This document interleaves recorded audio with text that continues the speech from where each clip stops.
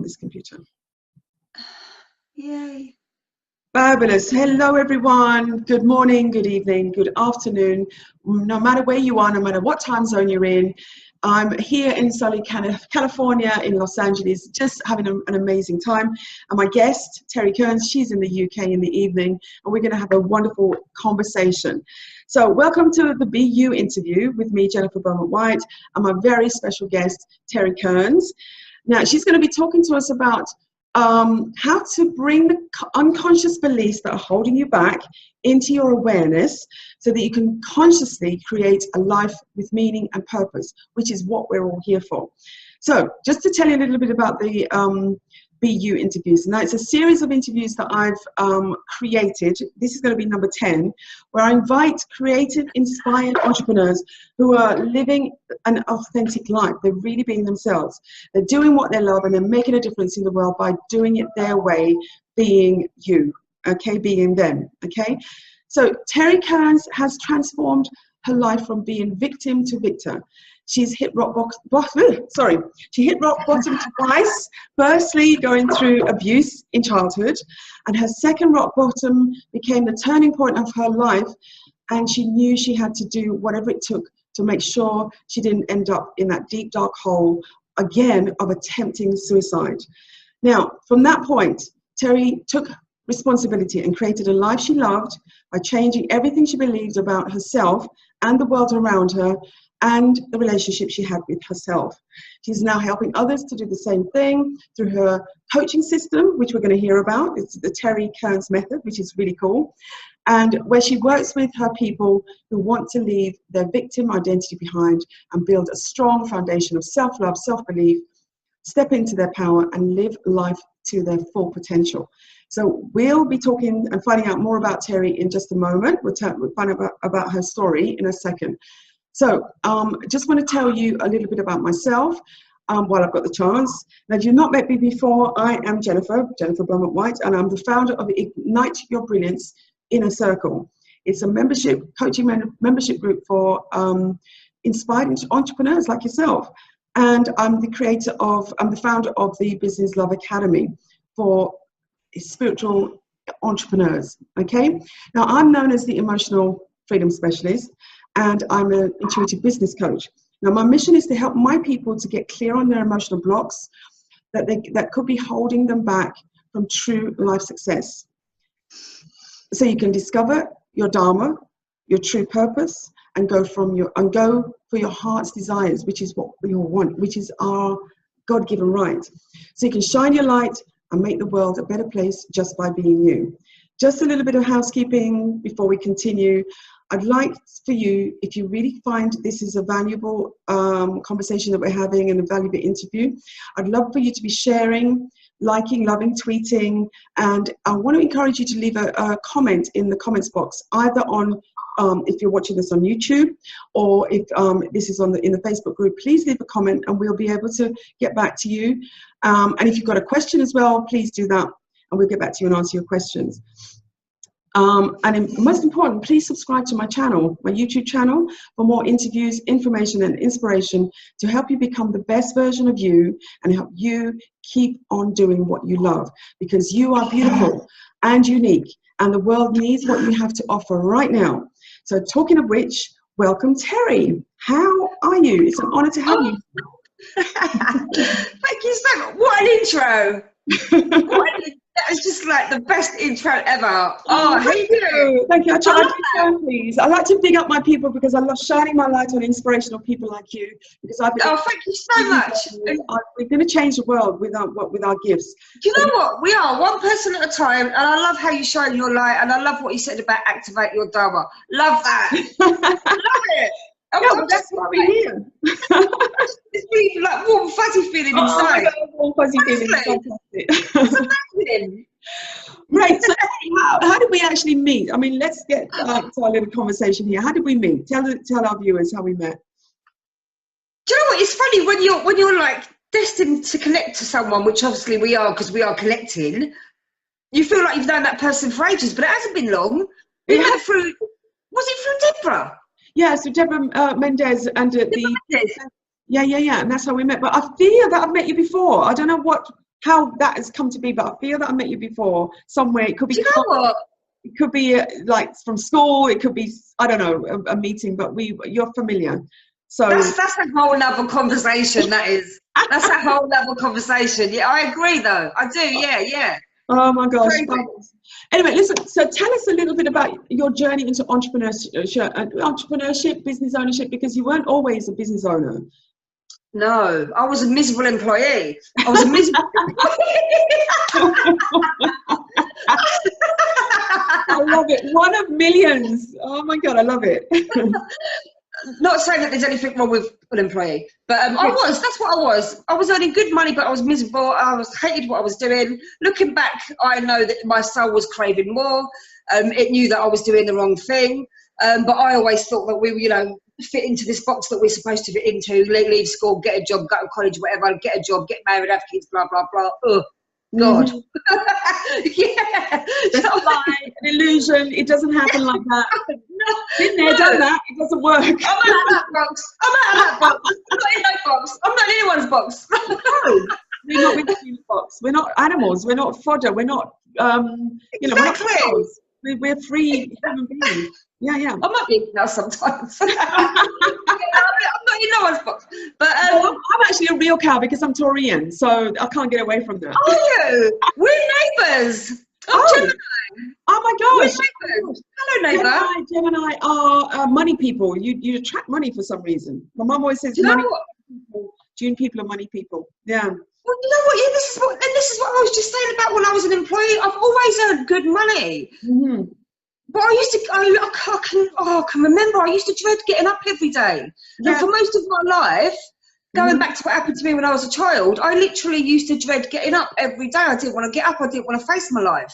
Yeah. It was awful because I was so down and depressed. I had depression for years and all that. I was down and that was abuse. Was there anyone around there trying to help you? Because I know back in the day, because I'm probably a bit older than you, but when in my early days there was nothing. I mean, there was some things going on in my life, and I told teachers it just went over their heads.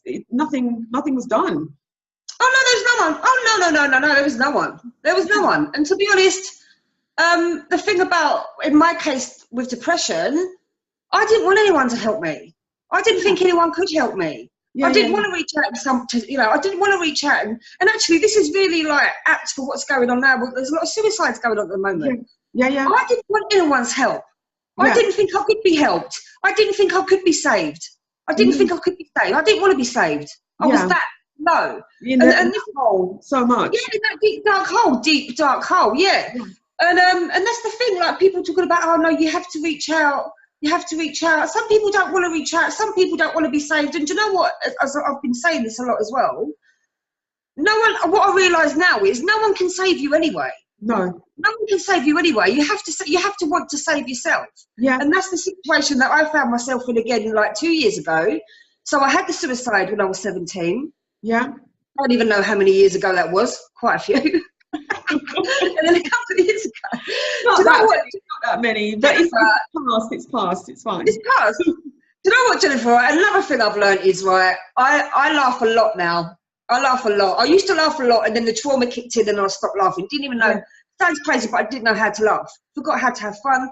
Mm-hmm. But what I've learned is well, if you can laugh in the face of adversity, you've won in life, right? So I'm laughing about it now. But that's not minimising anything that anyone's been through or going through. Yeah. But I just have to have fun. I have to have fun. So so that happened when I was 17, or whenever that was, years ago. And then because I didn't deal with the effects of the abuse. I didn't deal with the trauma. Yeah. Buried it. Mm-hmm. It was going to explode. Yeah. It was waiting to explode all throughout my life. Yeah. And it exploded again in March 2016. Okay. I ended up finding myself really down again. I was having dark thoughts. I felt like I couldn't provide for my daughter. I felt like I was a failure as a mum. And this is another thing about suicide, right? I didn't attempt it this time. I just had a thought. Yeah. this is another thing about suicide. I honestly, I hated myself that much. I was that low that I thought my daughter would be better off without me. And I thought that if I wasn't here, I thought that by not being here, I would be doing everyone else around me a favour. Oh my God, that's really bad. And this is, I tell you what, a lot of people have got a lot to say about suicide, right? And that in those, you know, but until you've been there, you can't understand what's going on.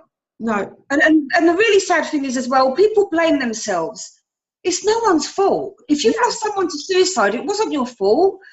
They have to want to save themselves, and you have to remember that if they've done that, they might honestly have been thinking that they're doing you a favour by not being here, because you feel like a burden. When you've got depression, you feel like a burden. Yeah. Do you know what I mean? And I felt like I was a burden. I mean, I've been in that depressed state, but I've never been to the point where I've decided I wanted to not be on the planet. It's always been like a really, thank God for that. You know, like, you know, what can I do about this? And maybe I should leave, you know, leave my hubby or leave the home or whatever. It's never been to the point where it's like I want to be off the planet. But I know people who've been in that point, at that point, and it's about giving them hope. So how did you actually turn it around? How did you turn what you do you know what? That what you just said takes me on to that point. Actually, I obviously I've got my daughter, and I remember thinking to myself, I've come so far after everything I've come through so much. And I thought to myself, I remember thinking to myself, I did not come through what I've come through to end it like this. And then I remember, even though I was thinking, oh, I can't provide for my daughter, she's going to be better off without me. This thought came to me that my childhood was ruined. Do I really want to ruin my daughter's childhood as well, the way mine was ruined? So thank God those thoughts came to me. At that time. And I was like, no, I don't want to do that. I don't want to do that. I don't want to do that. And what did you actually do then? So I remember thinking to myself, I will do whatever it takes to turn this around, right? I will do whatever it takes to make sure that I don't end up here again. I remember saying that to myself, and then I thought about how I treated myself over the years. I literally hated myself, and then I realised I had to stop. I'd been blaming that child for what happened, right? You mean the child that you were? When I was abused. I'd been blaming her for what happened, right? But I realised that I needed to look at it from an eyes of an adult and say, hang on a minute, there was absolutely nothing. Could she have done anything to stop it? No. There was nothing she could have done to stop it. And that was like oh my God. And I cried because I remember thinking, all this time I've spent blaming that poor little girl who could have, you know, couldn't have done anything about it. And do you know what? That was massive for me. I don't know if you've seen the levels of consciousness chart. From the deep, like want to be off the planet right up to bliss and above, and There's a book called Letting Go: The Pathway to Surrender by David Hawkins. Right, he created this chart. And at the bottom of that chart is guilt and shame. Guilt and shame are the two of the most destructive energies, emotions you can have, right? And I was because of the abuse, I was in those energies for years. But as soon as I realised it wasn't my fault, it took me out of that. You physically felt differently. Jennifer, I don't know how to explain it. Honestly, I don't know how to explain it. Right? The guilt wasn't mine. Because I didn't do anything wrong. The shame wasn't mine. I didn't do anything wrong. And it was like, this is going to sound really crazy, but it was like at that moment, the universe was like, oh my God, here she is. Hello, let's get together. And honestly, it was, I don't know how to explain it. I've been there myself, and this is why I do the work that I do with the EFT, NLP, all of these things. People's emotions, release people from the guilt and the shame, and give them ownership of love and above. It's like, you own this bit, the bit that above. It doesn't belong to you. It was given to you, so therefore give it back. Fantastic. And abuse is awful. You know, it's horrible, and I know people that have lost their lives to it. And I've got to the point where I can either choose to hold on to this and let it ruin my life and dictate what happens in the rest of my life, which is actually, I would have ended up, do you know what, if I hadn't have done this, I would have ended up dead. I think I would have ended up dead. If I hadn't have done that, I would have ended up dead, right? And then I was like, I realised that everything that happened in my life, I'd been blaming on my abuse. I'd blamed it on other people. It happened years ago. Doesn't exist anymore. I'm a grown woman now. And it's not about taking blame. It's about taking responsibility for where I am now and saying, actually, I can do something about this now. I can do something about this now. And there's always a choice. Responsibility is a word that I always break up. Responsibility. You are able to respond to your circumstances. Whatever's going on, responding to the circumstance. Exactly. Yeah, exactly. And it's easy to think of it like that, because when I always think of responsibility, I used to think of, oh my God, taking responsibility is a big old burden. But then when you turn it into, it's just how you respond, it's, oh, that's lighter. It's much lighter to be able to respond and bob and weave. Going on. I can do that. Yeah. Do you know what you've just said as well? Responsibility, it's a big thing. A lot of people that I've spoken to and worked with have said they don't want to take responsibility. Because what if they fail? It's too scary. What if they fail? Do you know what I mean? Exactly. But and I'm not. I'm not trying to make light of that either, because that whole victim mentality, everything's happening to me. That is so addictive. That is addictive, because you can wallow in your own self-pity. You can sit around feeling sorry for yourself. You can get all that pity off other people. And I loved it. I loved it. Party. I call it pity party. You have your pity party. My life was a pity party. So how did you actually turn it around? I can't wait for you to tell us. How did you actually turn it from being so negative and down and really sort of... Well, do you know what? Have that twist of, oh wow, what am I going to do?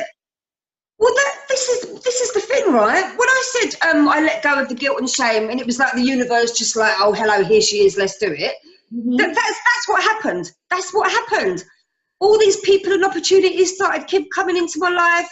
I think I already knew Deborah at that point. I think I already knew Deborah. Did I? I don't know. Or maybe I just started to meet Deborah, and she introduced me to someone. I paid £21 for this 21-day course. I started learning all about self-development, right? I paid that's £21 I ever spent, 21-day course. Can't remember what it was called. It changed my life. Well, actually, hang on. It helped me to change my life. Because I did the work as well. And this is another thing I say. A coach won't change your life, right? I don't like hearing these people say, I'm going to change your life. You're taking the power away from your client. Your client has the power to change their life, right? You will facilitate them changing your life. But if they don't take action, they're not going to change their lives. You know what I mean? So, they've got to take it on board and do the work. You just hold the container in the work. You do this is why I love this work. It's because it is a big responsibility to be able to hold that container and keep while they do their work on themselves. It's all about self-discovery. I always talk about it in terms of self-discovery rather than self-improvement, because self-improvement gives the idea there's something wrong with you. So you're already whole, complete, finding out, remembering. I love that, because you are literally like discovering new things all the time. Yourself. That's already there. Yourself. Great. And you help to facilitate that. So how did you? So you've started doing the work, and you started. Jennifer, there's someone at my door. Sorry, hold on.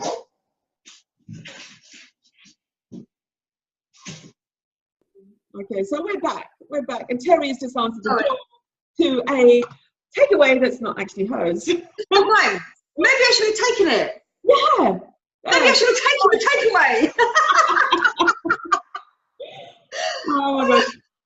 Anyway, my darling, so we're at the point of where, so the heavens have opened, you really recognize something's going on, you started doing your courses, and there's got to be a point at which you say, okay, right, I want to help other people. So how did you get to that point?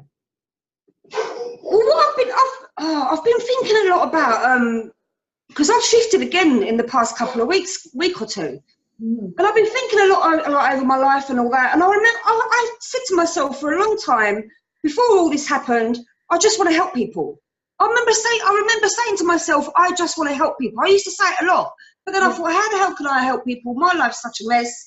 And as I started this healing journey, that was when I realised this is how I can help people. Yeah. This is how I can help people. Yeah. Now, I'm not talking about the whole, you know, abuse. I'm not qualified. You know, even though I've been through it, I can't help you if you've been through abuse and you're not at a certain level. So you need to be, you know, you need to be like a certain emotional kind of level for me to be able to work with people. So I, you know, when I was going through it, when I was healing, I couldn't have gone straight to a coach. No, I had to get.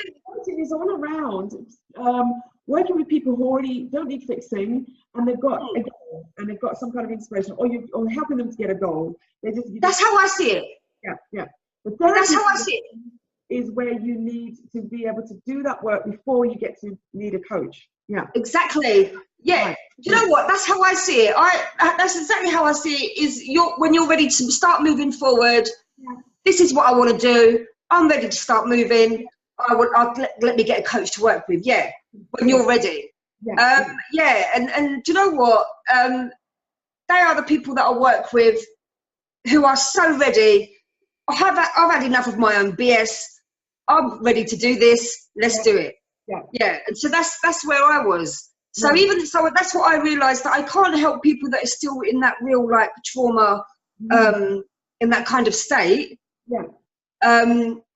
But it did take me a while. It did take me a while to realise who can I help, who can I work with, what can I do. It took me a while to realise what it is what I could do. So even though I'm not, you know, it's not like the whole trauma, like abuse side of it.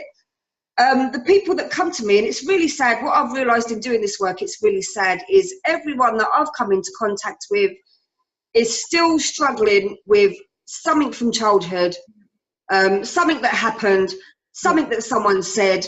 It could be something over years that was said or done, and it's still affecting them.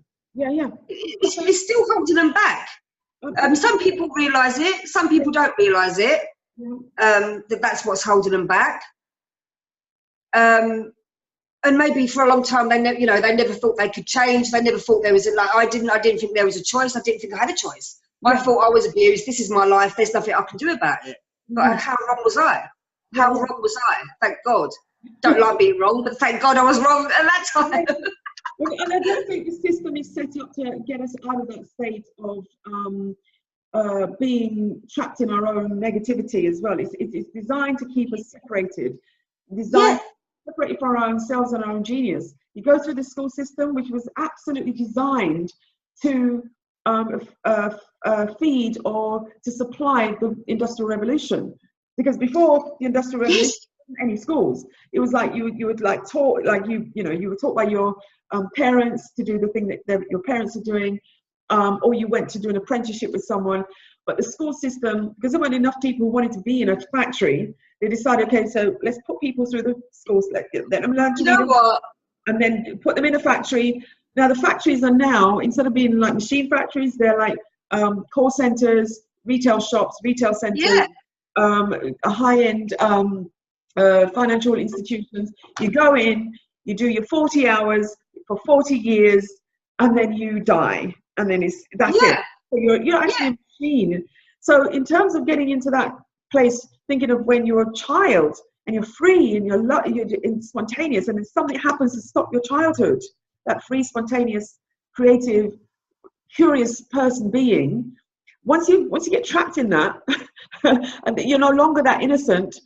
From that point, is like, okay, so I'm now not good enough. I'm not. I've got to seek favor.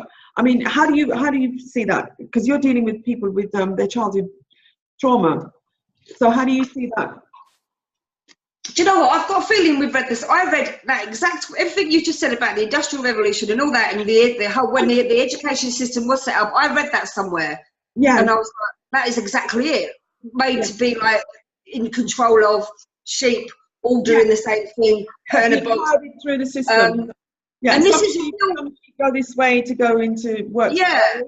Some sheep go This to is, college. Some sheep go yeah, into university, and yeah, that's it. We're in this rather than being our real, true core selves. What do we love to do? Who are we being? yeah, What gifts have we got as a child that we can bring to the table and say, hey, I love doing this. I love helping people. I yeah, love doing art, or I could do. I don't have to do one thing for the rest of my life. I can try different things as I'm going along, or incorporate them all into the one thing. yeah, We can do that. But we're taught yeah. this: if you're not academic, you're over here. If you're not Oh, vocational, you're over here. it's if really, you're not yeah, academic, you're useless. Kick you out of school because you can't meet your O levels or your A levels. You're not good enough. So we have this thing: we're not good enough, and all the yeah, time creative. You want to express through art. You want to express through sports, and you're not given that opportunity. And if you're not academic, you're down here somewhere. So now we can control you and say, hey, you know what?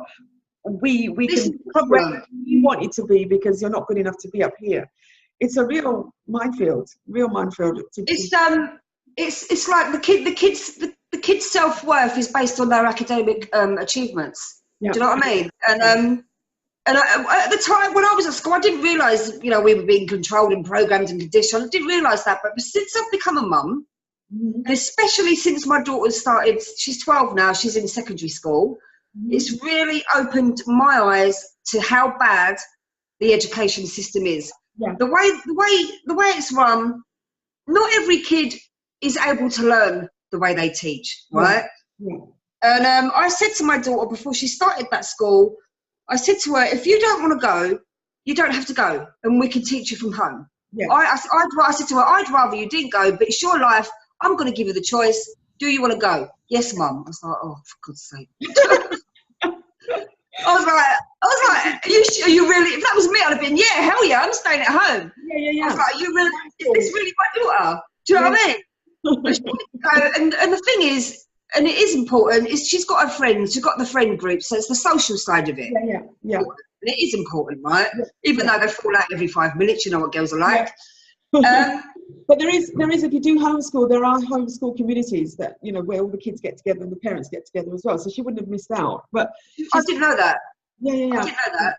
But and it really has opened my eyes to the way the whole education. This is really close to my heart, this topic, because she's got friends that are self-harming.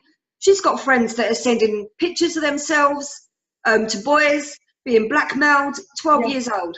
12 years old, right? Interesting. And I think just the whole education system, I just think it's failing our kids, and I'm going to try and get involved in that somehow.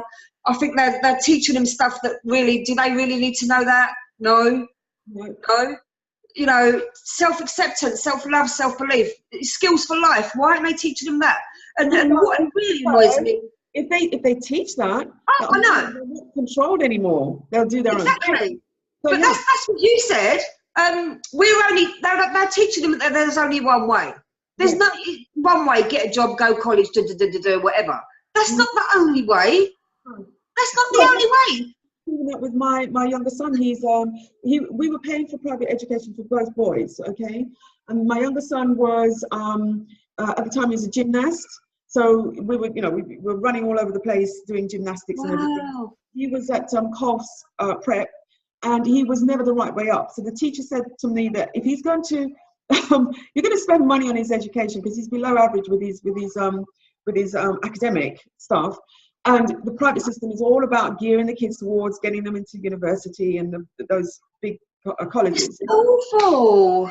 But I wanted them to have a good grounding in their education. So, teacher said to me, if you want to spend money on his education, think about sending him to a theatre school, because then he would, he'd still get the education, still get the normal Ofsted education, plus he'll be able to do his vocation of dancing, singing, doing all of that kind of stuff. So that's what we did, and thank God we did, because because he could do his dancing, his singing, and whatever. These kids are just so dedicated. They have to do everything that's given to them for, geography, maths, English, whatever. They have to do that, as well as tap contemporary ballet, all of that other stuff. And so they're doing school twice, really. Wow. They're so dedicated, they're so on point, and they love what they're doing. Now, when it came to the academic side of things, yes, he was struggling, but they managed, because the classes were small, they managed to get him up to a certain standard with his you know, his normal education stuff. And it was discovered that one of the things he was having a challenge with was maths. Okay, so maths, you talk to Daisy, and it adds up long numbers in his head just like that. Boom, boom. Correct.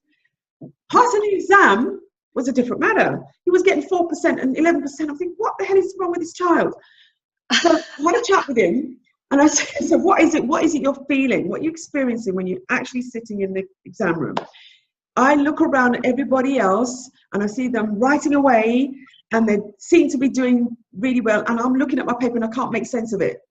So I thought, okay, right, what you do is then you look through the paper, take a breath, and you don't even know if they're getting the right answer. Forget that. Forget them. Look at your own paper. Go through the paper and see what you can answer that's easy for you to do. Go through and do all the easy, then do all the next easy, and then leave the hard ones to last. The next result he had was, I think it was about 87%, something like that he got. Because he gave himself time to do all the things, all the mathematics and everything, and work it out. He gave himself something that teachers weren't doing that. None of the teachers, they're looking at the score, oh, you're not good enough, oh, you're really bad, really poor. Next. That's what I mean. Rather than sitting with the child and saying, hey, what is going on here? How can we help you? What can we do to actually raise your game in this low score? Yeah. Yeah. All the other things, don't need to deal with that. I'm a teacher. Yeah. I'm a teacher, so I want to teach you how to be better. They weren't doing it. So yeah. This is the problem. I'm not saying that we don't need school. Like, I'm not saying that at all. But it's the way they teach. Like you just said, it's not every child's different. And like I said, we're taught that there's only one way. You know, leave school, get a job. Yeah. There's never been a better time to set up your own business. You can do it for free. Pretty much, get a phone and a bloody Wi-Fi connection, or you know what I mean. That's all you need. Why aren't they teaching kids this stuff? Yeah, something's going to break down somewhere along the line. Oh God, I hope so. Change. Anyway, let's get back to your story. Enough of me and the education system. Where were we? At the point at which you're doing all this learning, you had, you know, going to courses and things like that, and you started to think about actually doing it for other people. So how did you manage to get the Terri Kearns method in place and become an entrepreneur yourself and start your business? So that was when I realised this is how I can help people. Is you know, get working with people that have already got that kind of like emotional resilience, emotional, you know, or at a certain like baseline kind of thing. Yeah. And I realised that's how I can help people. And like I said, when you start taking little steps and whatever, you get these signs, right? Yeah, people, opportunities, whatever. The universe come towards you to meet you. It's like you're doing the thing. That's what kept happening. Yeah. It kept happening. And do you know what? I think because I was kind of like my eyes were open, I was like waking up, whatever you want to call it. I was recognising this. I was open to the signs, and I was recognising the signs, so I was acting on them. Mm-hmm. But people are getting signs every day. Yeah. Whether they realise it or not, people are getting signs every day. They just might not realise it. Absolutely. And then I kept seeing this woman, and I kept seeing this whole like coaching thing, and I was like, oh my God, yeah, maybe I can do that. And then I did it, and it just went on from there. Yeah. And I just feel like my whole life has been leading up to this, right? Mm-hmm. And when I talk about my abuse, someone said to me a few months ago, oh, I bet you wish it hadn't happened. No, I don't wish it hadn't happened. No, I don't want you to feel sorry for me. When I talk about it, right, I don't want anyone to feel sorry for me. I spent 40 odd years or whatever it was feeling sorry for me. Yeah. I'm done with that. I'm done with that. Do you know what I mean? Yeah, so do not feel sorry for me. That doesn't mean I don't have empathy and sympathy for other. And do you know what? Actually, as well, that because of what I have been through, it allows me to empathise with people. I feel too much. I don't know about you, but I feel too much. I cry at the silliest things. Yeah. I had to get out of when I first started coaching, like all these 15 years ago. I had to get out of the place of being too empathetic with my client, because I'm in the story with them, and I'm on the journey with them, and I'm there with them. And then I start out of the session and start thinking, oh, well, what else can I do, and what can I do, and how can I help? What I recognized was, it doesn't help me, it doesn't help my client. The session is a container. We deal with it, whatever we're dealing with in that container, in that session, and then I leave them with that. It's theirs.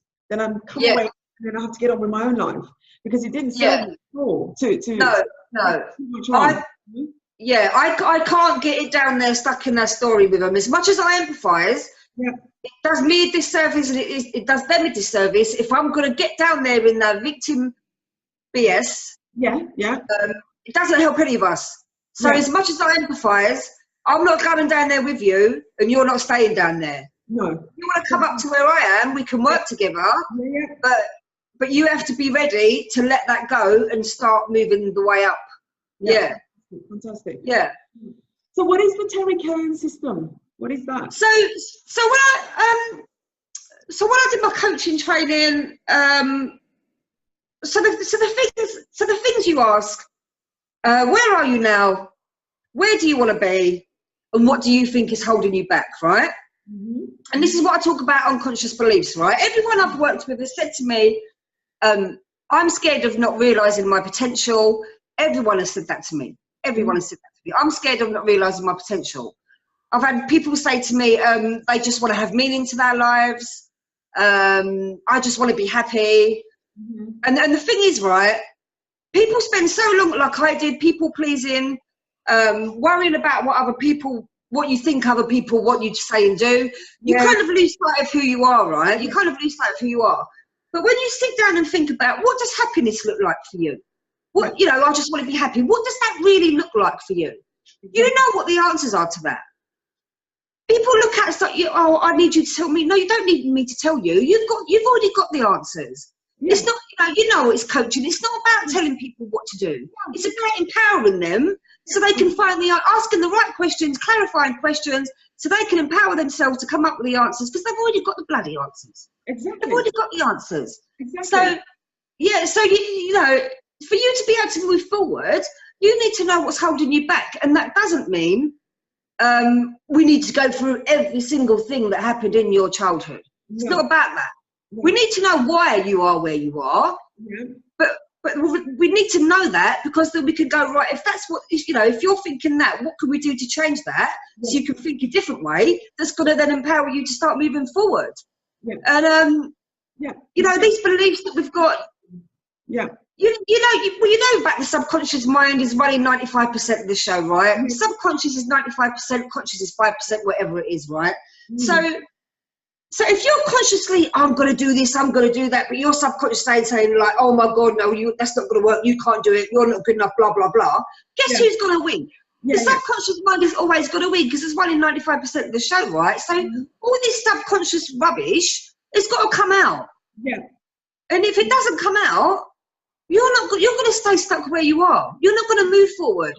So when you start thinking about, what do I want? You know, different areas of your life, like, I don't know, wealth, health, relationships, that's like family, friends, romance, spirituality, personal growth. What does, you know, business, career, what do those different areas of your life look like? How do you want them to look, right? And when you start doing that, your BS subconscious beliefs are going to start saying, oh no, who are you to do that? You can't do that because you're a failure. You tried before, it doesn't work. All that's going to start kicking up. And then you start looking at, well, why is that coming up? It's all designed to keep the human body safe. It is, but why is it keeping you safe? But so for me, I've always had this fear of being myself, right? Because so my, you know, I was scared to be myself, because like my brother used to tease me until I cried when I was little. So I used to stay quiet and not say anything. So you know, me being myself meant being a good girl, because when I was abused, I used to get you know, the whole grooming, I used to get presents. So for me, you know, for me to get anything good, I have to be a good girl. I had all these beliefs going on. And when I was at school, I had like a big group of friends, and then the next minute I had no friends. So, you know, it's not safe for me to speak up, because no one will like me. I'll lose people. So those kind of beliefs from childhood, that you'll find something that has stopped you from living the way you want to live, and I guarantee pretty much 99% of the time it goes back to childhood. Something happened, right? And the thing is, like I said earlier, we hold on to that thinking there's no other choice, there's no other way, whatever. But and this is the other problem, we blame ourselves, right? When we're kids, we can't process things that people say and do. We put our own meaning onto them. So instead of saying, oh, they're just an idiot, they're in pain, they didn't really mean to hurt me, we don't do that. We can't do that as kids. So what we do is, there's something wrong with me, it must be my fault, I just need to stay safe, quiet and small, so then I won't bother anyone, or maybe if I try harder, I'll be good enough and daddy will love me and mummy will like me. All that kind of stuff. You know what I mean? So and then, so we blame ourselves, but we carry that into like, 20s, 30s, 40s, and like we were talking about, being stuck in a job that you don't like. So many people I know get to like 30 and 40, right? And that, looking around, oh, what the hell? How the hell did I get to this point? What the hell am I doing with my life? People call it a midlife crisis, right? It's not a bloody midlife. It's not a midlife crisis. You're like waking up to the BS, I'm trying not to swear, to the BS that is like, what is this BS that I've been doing with my life? Doing what other people think I should be doing. Doing what I think people expect me to do. I'm done with doing what people expect me to do. I'm doing what I want to do. And in fact, I'm doing that because I've worked through all my BS from my childhood. And like I said, you don't have to, I knew what the problem was. My problem was I was abused, I hated myself. I had a low opinion of myself. So I knew that was why. But I had to like write all my beliefs down. And when I realised it wasn't my fault, right? When you realise that whatever happened to you, whatever someone said to you wasn't your fault, that's when you realise, oh my God, there is absolutely nothing wrong with me. There is nothing wrong with me. It was nothing to do with me, and it was everything to do with them. And then you start thinking, well, what is the truth about me then? What is possible for me? What can I do? And if you feel like you've never really felt confident about yourself or whatever, you can say to yourself, well, who do I need to be? Who do I want to be to create this stuff that I want? Exactly. Does that make sense? And that's what you do as a coach. That's what you do. Honestly. Clear the decks and then become from the point of, okay, so I'm a conscious creator now. I'm consciously creating what I want. Because I'm in here and digging deep into the answers. And sometimes it takes, which is probably what you've been through, sometimes it takes a while to find that answer because you have to try different things because you've not tried them before. You've not explored before. You've not gone into, a curiosity mode and interesting mode. Curiosity. Just like, oh, let's see what this is going to be like. Getting back to that childhood state about your own self. You want to, and you found being a coach fits the. You know what? I'm glad you said that. Curiosity. We judge ourselves all the time. Oh, why did I do that? I'm so stupid. Blah blah blah. Stop judging yourself. Come at it with curiosity. Well, why am I behaving like that? What's the thought behind that behaviour? You know what it is. Beliefs drive our thoughts, which drives our behaviour, which drives our outcomes, right? Start getting curious with yourself. And I can't remember what I was going to say, but when you were talking, I just had this really warm feeling about, and this is when you said this is what we do as a coach. I cannot believe I get paid to do what I do. It's just. For the first time in my life, I'm being myself. That was what I was going to say. You said something about, if this doesn't work, try something different, right? Talking about failure as well. I've had people say to me, like, people, I'll just be yourself. And, I don't even know who that is anymore. All we're here to do is to be ourselves, right? We are living our souls, doing this right. We are living our soul's expression, right? By being ourselves, right? You cannot fail as being yourself. You cannot fail at that. The only reason you're going to fail is you try to be someone else, right? And you know what? Don't look at it as failure. Look at it as feedback. And look at it as an opportunity to try it in a different way. Exactly. That's what I say. This is why I designed and started doing these interviews about being you, because there is no competition. There is nobody else like you. Nobody else knows what you know. And it's like, okay, just be free about the whole thing and be authentic. And in the authenticity doesn't mean that you can't enhance yourself. You can't, you know, have nice highlights and, you know, extensions and make your nails look good. All of that. But do it in the way that you want it to be, not like Kim Kardashian, not like you see on Instagram, not like you see on Facebook. You want to be comfortable in your own skin and have the things that are on you and within you, the nice food that you want for your own self. Oh my God. Somebody else. You know, it cuts both ways. You have to bring the inside of you out, but then when you're enhancing yourself and eating good food and making sure you get good exercise, you're not copying anyone else. You're listening to your own body. You're listening to your heart. You're listening to, okay, I like this nail. I'm going to buy this nail polish because I want it, not because Kim Kardashian has it. I'm not going to buy the same thing that she has. Nobody knows what she's going through. She's gone. I bet you any money she's going through a lot of emotional, mental trauma.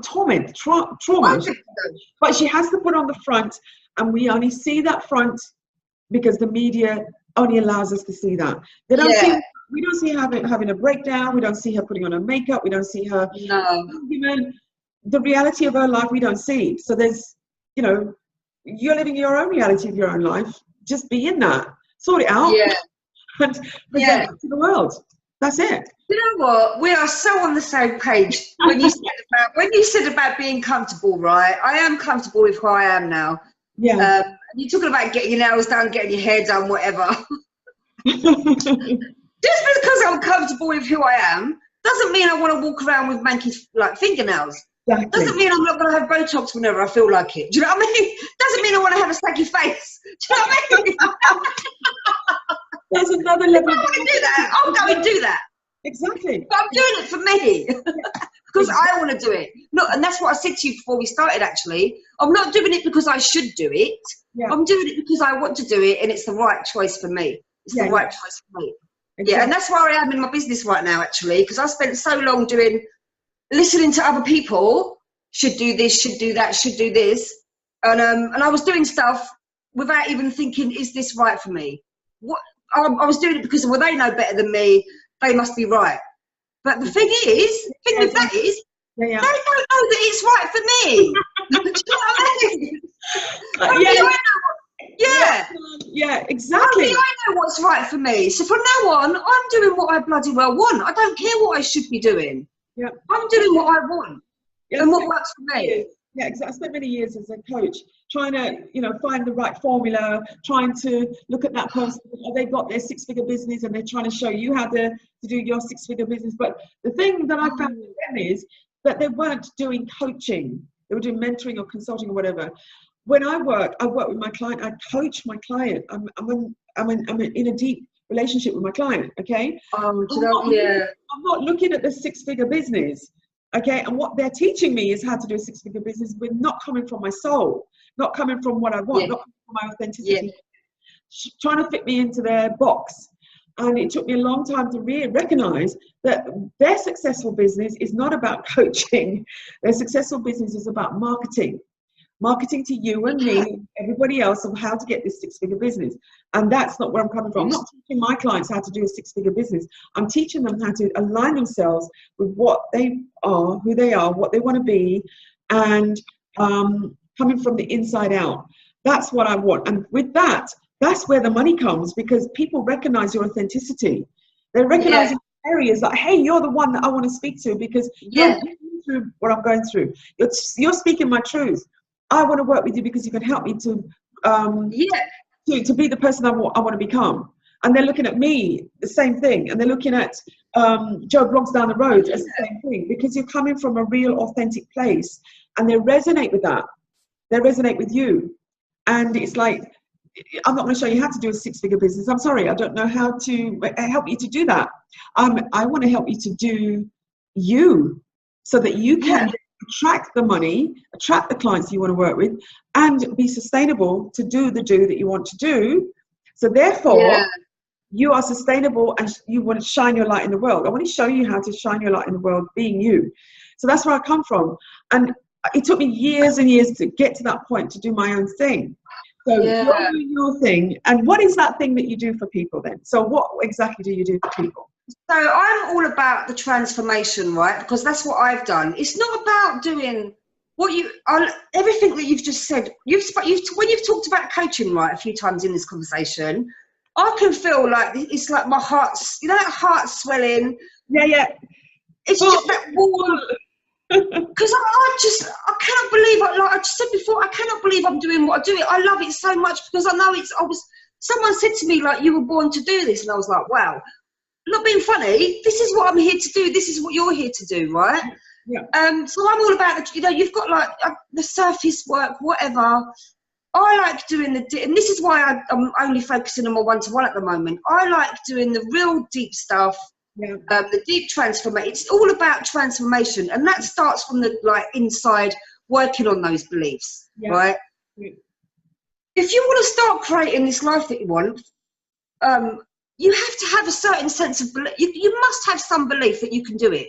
Yeah. If you go into something like we're talking about energy, if you go into something, oh well, I'm going to try it, but I don't really think I can do it. Guess what's going to happen? It's not going to happen. You're not going to do it. Yeah. So you need to have that real belief and that deep faith in yourself to be able to do it. And it all starts with changing the beliefs that you've got. And like when you read out my bio, I had to change my beliefs and the beliefs that I had about the world around me. I thought the world around me was a bad place. I thought that only people that had no morals and whatever became rich. I had bad beliefs about that. So I had to change all of that. I had to change everything. But do you know what, right? I promise you now, when you start doing this work, you know it anyway, do not underestimate the power of your subconscious mind. When you start doing this work, it doesn't take long. Yeah. All it is retraining your brain, reprogramming your mind from the old habitual conditioned programmed way of thinking to a new way of thinking and beliefs and the stories that you tell yourself is actually going to serve you. Yeah. When you start doing that, it doesn't take long. It does not take long, right? And the thing is, we tell ourselves stories all day long. Yeah. We've got all these thoughts going on. We tell ourselves stories all day long. So why would you choose to tell yourself a story that's not going to empower you? Exactly. Because that's what you're doing. Exactly. It's choice. It's choice. It's free will. God, it's free will. It's our exactly. And the thing is, before I started doing all this work, I didn't know it was available to me. I didn't know I had a choice. But as soon as I realised I had a choice, I could either choose to make the choice to change, or I could choose to do nothing, because doing nothing is also a choice. Yeah. Doing nothing is also a choice. Absolutely. So I chose to be like, yeah, actually, I can do this. Let's do it. And then I started making those changes. And I'm not being funny, from victim to victor. In 2 years, I've gone from like, oh my God, I'm having these dark thoughts, to look at me, I'm running my own coaching business. And like seeing people transform before your eyes. You can't beat that. It's when you see the light in their eyes, it's like, oh my God. It's like, oh my God, I did that, I helped them. Help someone experience beauty and life and love, to actually be the catalyst of making that happen for someone. It's like, whoa, thank you, God. Yeah. I caused that. It's just a beautiful thing. It's the transformation. I'm all about not just the surface positive thinking. It's not about that. It's not about that. It's about getting that vision locked in and believing that you can have it. Because if you believe that you can have it, guess what? You're going to have it. If you don't think you can, you're not going to, you can't. So whatever you think is what is true. Oh my gosh. Do you know what I mean? Yeah. Absolutely. So, I'm just mindful of the time now. So, we talked about a lot of the questions actually that I was going to pose to you. We've gone through it in the conversation. So how can, so what are you offering your clients? How do people get in touch with you? And what do you do for them?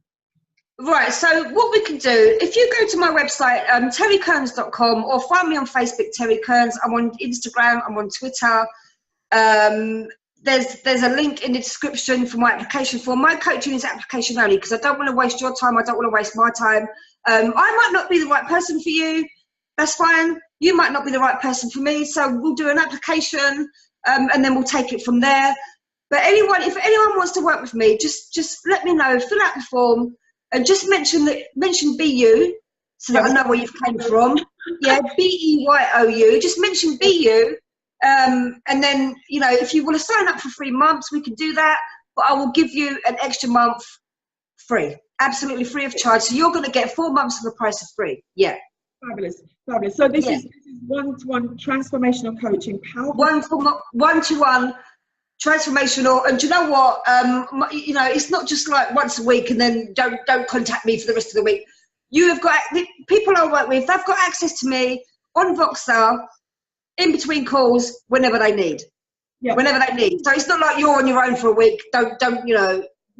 This is like us together doing the work together for 3-4 months. Yeah. I'm so glad you said that, because I do exactly the same thing. When I was doing it back in the day, coaching back in the day, it was like you had your 6 sessions and you had to wait for the next session, and people went off track and things happen. Life happens to people, and it's like by the time you get to the next session, let's start again because this thing happened. So why not just hold them through until the 3 months, 6 months, handhold them through, make yourself available. Coaching in between, it's so easy, and then it keeps your mind at ease as a coach, because you know that your client is like okay if they haven't called, and if I want to know they're all right. Exactly. And that's the thing, I do want to know that they're all right. If they're not, message me. I'm not be able to come back to you right now, but I will come back to you. Do you know what I mean? But you just know that I am going to be there if you need me. And just like I want to be involved, we're working together on this. Yes. We're working together on this. Let's do it together and let's work together. Yeah. So Terry's offering her transformational coaching 3 months for you get 4 months actually for the price of 3 if you actually mention my code for being on this being an audience on this BU interview, BEYOU. I'm going to put all the details in the description, in the post on the Facebook group, and in the description on my YouTube channel. So look out for that when it's posted as well. And I'm also, once I've edited this recording, it's going to be on the on the black bit at the bottom. So you'll see all the information there as well. And all the links will be in the description as well. So that'll be absolutely fantastic. So do you have a final bit of advice for people when they're being in that dark place? Do you know what, right? Talking about being yourself and all that, what I will say is, this might be triggering, right? But if something triggers you, you can either get really angry and upset and annoyed about it, or you can say, hang on a minute, I'm going to take this as an opportunity to go inside and work out what the hell needs healing in me, right? Mm-hmm. And what I've learned is, you don't get to blame your childhood for the rest of your life, right? Now, you could say, well, you don't, and this is what I used to say, you don't know what happened to me. What I went through was worse than you. Not being funny. We could all say, what I've been through is worse than you. We could all say, you don't know what happened to me, right? But still, and as a child, it's awful. It really is awful. I wouldn't wish it on anyone, right? Yeah. But you can't. I got to 40, whatever it was, 40, 42, 40, and I was like, I was still holding on to this rubbish. Yeah. It wasn't, even though the abuse was bad, it was my holding on to it that was holding me back. Exactly. Does that make sense? Oh, yeah, I've been there, completely been there myself. Yeah. My clients have had the same experience. It's like, okay, they're telling me you don't know what it's been like. I don't know. You have no idea. And when I explain to them, I do have some idea. And even if I don't have some idea, hey, let go. Let's move forward from that now. Let's create a new future. Let's create something new. Yeah. And I honestly do believe that we can, our spirit, soul, whatever you want to call it, I honestly believe that we can overcome anything. Absolutely. We can overcome anything. We can. Like I was saying, you don't know what I've been through. I know people that I could say have been through worse stuff than me. Whatever. Yeah. They've come through it. Yeah. They've come through it. No legs, no hope. People who are old, people who consider it's not too late. They get up and they do their degrees. And I know somebody at 98. She finished her degree. Yeah. I've seen people running at 101. There's nothing that the human being spirit cannot make the human body do. That's what I think. Yeah. And there is also what you just said. There's always hope. There is always hope. if you believe there is always hope. There's always hope. Yeah, I love that. Yeah, yeah. Oh, Terry, this has been an amazing conversation. Oh. I'll know you a bit more as well. And yeah, we've got to keep our connection going after this interview. So Yeah. So I'm just going to end up the interview. Thank you so much for being my beautiful guest, a wonderful guest. Thank you. You've been just so real, down to earth, no fluff, no like presentation style. It's like it's freed me up to be me as well. It's really been cool. So thank you for that. And thank you. as I said, as Terry was saying as well, so log onto her website, fill out the application form. She will take you through 3 months of transformational coaching, and she'll add another month on for the same price as well.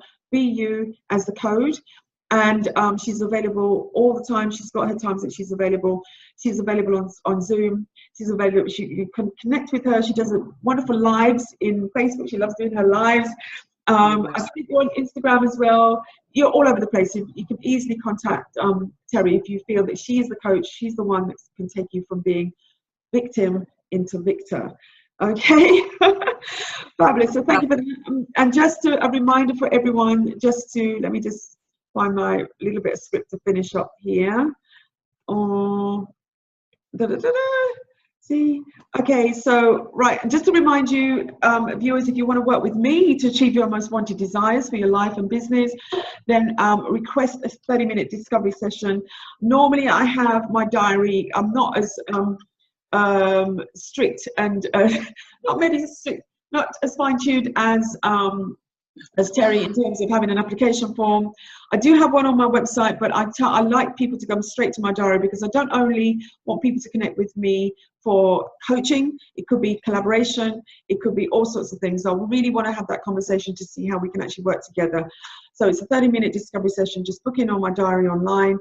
And in the discovery session, if you have one, we explore your vision, your mindset, your skill set, strategy, and your emotional energy. And you leave the session with a 10-day plan of action to move you from being stuck to being irresistible.